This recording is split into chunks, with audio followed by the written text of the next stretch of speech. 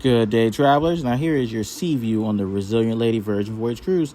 Here is your closet area. Got something on the top where you can put your valuables and stuff. Something simple. Now, here is your bathroom. Now, you have your shower, sink, toilet, a mirror.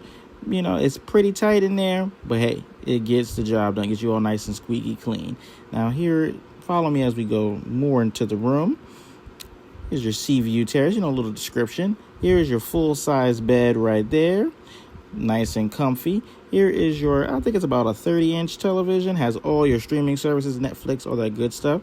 And here's a little seating area with a mirror on the wall. And there's a window so you can see the beautiful waves. Another little seating area right next to the bed and a tray where you can put all your, your food and stuff. And that's it. Good day. Good day, travelers. As always, check out our website, travelgoodday.com, for all of our upcoming trips and to schedule your free consultation for your next dream trip.